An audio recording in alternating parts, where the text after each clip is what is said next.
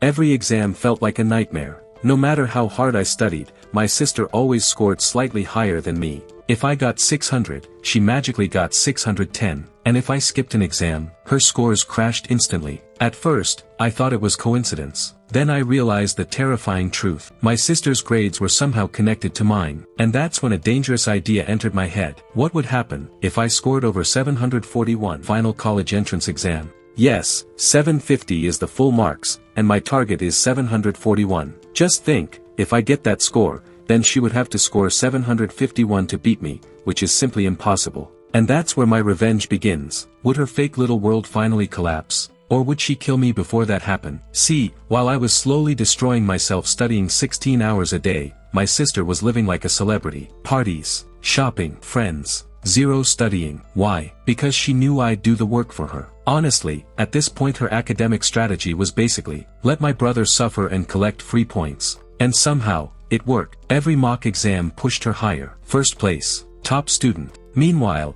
I locked myself inside a tiny dark room like a prisoner preparing for war. Wake up before sunrise. Sleep after midnight. Repeat, day after day. The only thing inside my head was one number, not 740. Because I wanted to see what would happen if I pushed this cursed connection beyond its limit. And the scarier part, my sister was starting to notice. Around March, she began entering my room more often. At first, I ignored it, but then I caught the way she looked at me, not like a sister, like a thief checking whether someone had discovered the vault. One day, she suddenly walked into my room while I was solving a math problem, and just stood there, watching me. Why are you studying so hard lately? I didn't even look up. The college entrance exam is coming. What do you expect? But she didn't leave. I could feel her eyes scanning every page on my desk like a detective at a crime scene. No, seriously, she said. You've never worked this hard before. For a second, my heart almost stopped. Did she figure it out? But I stayed calm. I leaned back in my chair and acted exhausted. Mom and Dad said if I don't get into a good university, they'll cut me off financially. The moment she heard that, she relaxed. Then she laughed. You, a top university. And before leaving, she threw one final insult over her shoulder. Don't work too hard. Everything in this family belongs to me anyway. The door closed, and for the first time that night, I smiled, because her arrogance was exactly what I needed. The more she underestimated me, the safer my plan became, but she still didn't fully trust me. After that, she started testing me constantly. She'd casually ask, what subject is hardest for you? How much do you think you'll score? You seem stressed. Maybe you're not as smart as people think. Yeah, subtle. At that point my sister wasn't studying for exams anymore. She was studying me, so I started hiding everything. In mock exams, I intentionally lowered my scores just enough to stay invisible. Always near the top, never too impressive. Because my real preparation happened at night. While everyone slept, I studied the hardest problems in secret, then destroyed every piece of evidence. I was basically running an underground academic operation inside my own bedroom. And one night, I overheard something that confirmed all my fears. My mom asked her, is your brother studying too hard lately? Your brother locks himself in his room every day. He barely even eats anymore. But my sister just laughed. Mom, why are you worried? No matter how hard he studies, I'll always score 10 points higher than him. Then she said something that honestly made my blood run cold. The harder he works, the better my score gets. And my mom, she laughed too. That's my smart daughter. Yeah. At that moment I realized something horrifying. Nobody in that house saw me as a son anymore. I was a battery, a human answer key. But I stayed quiet, because getting angry was useless. I needed patience. A few weeks later, my sister's paranoia got worse. One night, the doorknob started turning. She was spying on me. I didn't react. Instead, I quickly swapped out the advanced exam paper on my desk with some easy beginner-level questions. The real material was hidden deep inside my drawer. The door opened slightly, and through the corner of my eye, I saw her staring at my desk like a criminal searching for evidence. So I purposely sighed and muttered, how am I still getting these wrong? A few seconds later, the door quietly closed. She bought it. May mock exams arrived soon after. I scored 690. My sister scored 700. First place in the entire grade. And that night my family celebrated like she had cured cancer. The table was filled with her favorite food. My parents couldn't stop praising her. Meanwhile, I sat alone in the corner eating rice like some random background character. My father looked at her proudly. Our daughter really inherited the best genes. Meanwhile I'm sitting there thinking, yeah, apparently the genes can solve my math homework too. Then my sister looked over at me with this smug little smile. Brother, you better work harder. Don't embarrass the family by falling too far behind me. I just nodded and kept eating. No arguing, no fighting. Because in my head, I was already thinking, enjoy this while you can. This is the last time you'll ever feel superior to me. That night, I couldn't sleep. I kept replaying every possible scenario inside my head. What if the connection failed? What if she discovered my real score? What if pushing past 740 actually broke whatever cursed system linked us together? And then, June finally arrived. The night before the exam, my sister went out partying with her friends. And somehow my mom still handed her money and said, "You worked hard, go relax." Worked hard? At this point the hardest thing my sister had done all year was choosing Instagram filters. I felt nothing anymore. No anger, no jealousy, just cold determination. That night, I went to sleep at exactly 8 p.m. Alarm set for 6. Because after 18 years, the final battle was finally here. The next morning felt weirdly peaceful, like the calm before a storm. I ate breakfast quietly and headed to the exam hall. My mom drove my sister there personally. I got the NPC treatment. I entered the classroom, sat beside the window, and slowly placed my pens on the desk. Then I closed my eyes and told myself, you suffered for this moment, don't waste it. The second I opened the exam paper, everything clicked. Every question felt familiar. Every trap looked obvious. It was like I had already seen the entire test in a dream. For the first time in my life, I felt unstoppable. And after the first exam ended, my sister immediately ran over to me. But something was different now. Behind all that makeup and confidence, I saw panic. "How'd you do?" she asked quickly. I shrugged, pretty normal. Then she immediately asked, "How many multiple choice questions did you miss?" And suddenly, I understood. She wasn't asking out of curiosity. She was trying to calculate her own score through mine. That almost made me laugh. So I just shrugged again. "You'll find out your score soon enough." But during the math exam, something went wrong. Halfway through the test, my stomach suddenly felt like someone shoved a knife into it. Cold sweat started pouring down my back. My vision blurred. The proctor walked over quietly. "Do you need the nurse?"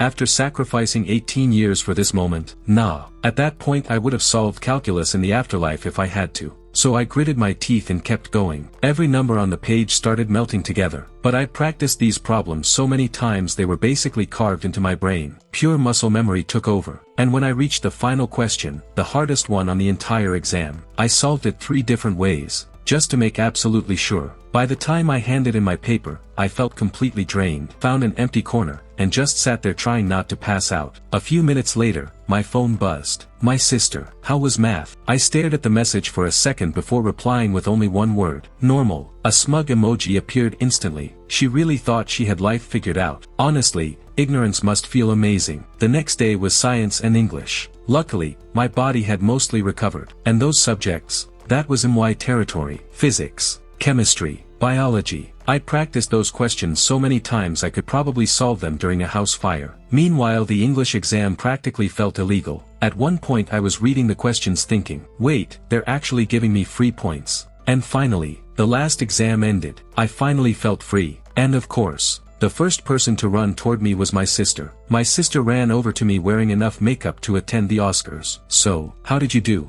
I looked her dead in the eyes and smiled. "Better than ever. I've honestly never done this well in my life." The effect was immediate. Her eyes practically started glowing. Not with pride, with greed. She instantly turned and ran toward my parents yelling, "He said he did amazing. That means I did even better." And as I watched her celebrate, I smiled too, because she had no idea she was sprinting straight toward disaster. At that moment, my sister reminded me of a moth flying toward fire, thinking it was sunlight. The weeks after the exam, my sister completely lost control. She started acting like she had already become the national top scorer. She bought expensive clothes, fancy dinners, all using my parents' money. Every single day she posted photos online partying with friends. One caption literally said, "Celebrating being a future top scorer in advance." But nobody questioned her. Not my parents, not her friends, because everyone believed the fantasy, including her. Eventually I decided I wanted to visit my grandfather in my hometown before college started. So I asked my parents for some travel money. Big mistake. My mom immediately got annoyed. "Money? Don't you see your sister needs it?" My dad didn't even look away from the TV. "Figure it out yourself." That was my family. Unlimited money for the daughter pretending to be a genius. But not enough bus fare for the son who actually earned the grades. So the next morning, I went to a construction site and started carrying bricks under the burning summer sun. And honestly, Those 2 weeks were brutal. My hands tore up. My back hurt constantly. I felt exhausted every single day, but weirdly enough, I was happier carrying bricks than living inside that house. After 2 weeks of carrying bricks in the summer heat, I finally saved enough money to visit my grandfather. A little over 1,000 yuan. Not much, but it was the first money I had ever earned completely by myself. And then, results day arrived. Coincidentally, it was also my sister's 18th birthday party. Of course, she turned it into a full-blown celebration banquet. Relatives, family, friends, co-workers, neighbors. The entire place looked less like a birthday party and more like a political campaign for future national top scorer. Your family is unbelievably blessed. Another one laughed and pointed at me. The older brother is just a boring study machine, but Xiao Xiao, she's smart, charming, talented, way better than him. Meanwhile, my sister stood in the center of the room soaking up attention like a celebrity on a red carpet. People were already talking about her getting into elite universities. Some even acted like she had already won first place in the entire province. One cousin got so excited she practically screamed, "Hurry up and check the scores. Maybe the universities will call you personally." And right after she said that, a phone rang. But it wasn't my sister's phone. It was mine. The room instantly went quiet. I answered the call calmly. Then another call came. And another. Top universities, admissions offices, recruitment teams, all calling me. Not her, me. And suddenly my sister's smile started cracking. She kept staring at her silent phone like it had betrayed her personally. But somehow she still forced out a laugh. The important calls probably come later. Honestly, watching her panic in real time was incredible. Then finally, the score website opened. Everyone crowded around my sister waiting for the future top scorer to reveal her results. Meanwhile, I quietly checked mine in the corner. And even though I already knew what I was capable of, my hands were still shaking a little. My mom casually asked me what score I got, so I turned my phone around and said, 741. For a second, the entire room exploded. People started shouting, congratulating me,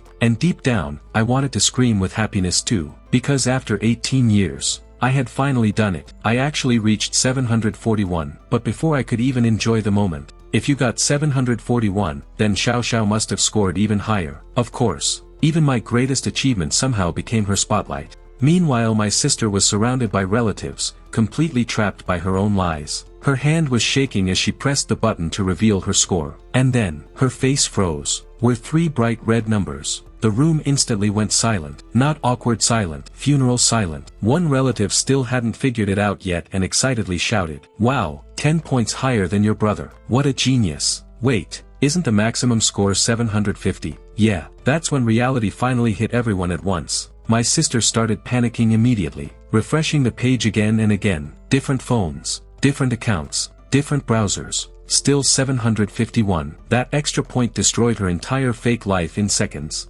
Honestly, if karma was a screenshot, this would have been it. Then suddenly the banquet hall doors burst open. Several officials from the education department walked inside, and the lead investigator asked one question. "Who is Lin Xiao Xiao?" My sister almost collapsed on the spot. The investigator continued, "We detected severe abnormalities in the exam results. We need her to come with us for questioning." And this is the craziest part. My parents didn't comfort her. Their first instinct was to blame me. My mom literally pointed at me and screamed, "He did this. He's jealous of his sister. He hacked the system." At that moment, something inside me finally died. Not my confidence. Not my happiness. My attachment to them. Because I realized something. To my parents, I was never their son. I was just a shield meant to protect their favorite child. I shoved my mother's hand away and looked at everyone in that room like they were complete strangers. Then I said, "I'm not a hacker. I'm Lin Feng, the top science student in the province. The one with the impossible 751 score is her." My father instantly lost his mind and rushed toward me like he wanted to slap me. But this time, I grabbed his wrist before he could touch me. And honestly,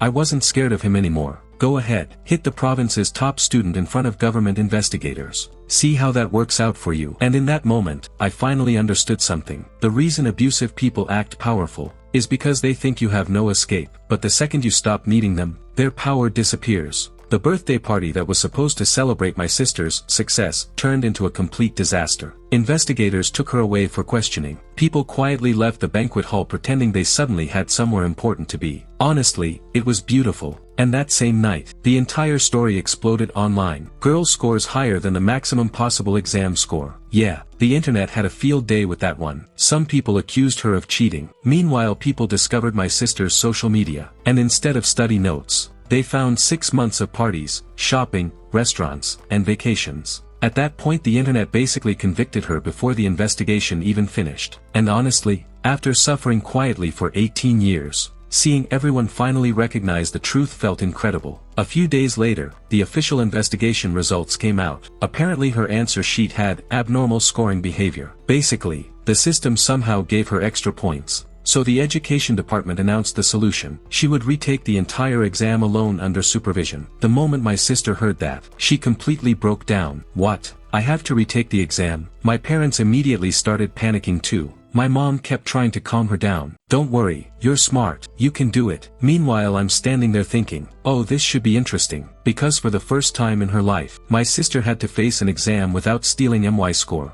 And deep down, she knew exactly what was about to happen. That's why she suddenly started screaming one thing over and over. I want my brother there too. And that's when I finally said the words I'd wanted to say for years. No, I already finished MY exam. Why would I retake it for you? She looked genuinely shocked, like the idea of me refusing her had never even crossed her mind. Then my mom immediately jumped in. What kind of attitude is that? Your sister is suffering. This affects the whole family. Ah yes, the whole family. Funny how that phrase only appeared when they needed something from me. So I looked at all of them and realized something. They never cared about my future. They only cared about what my future could do for her. I refused again, walked back to my room, and locked the door. And no matter how much they screamed outside, I didn't open it. Eventually the education department rejected the request anyway, which meant my sister had to retake the exam completely alone. No brother, no magical extra points, no stolen future, just her. The retest happened inside a government conference room under full surveillance.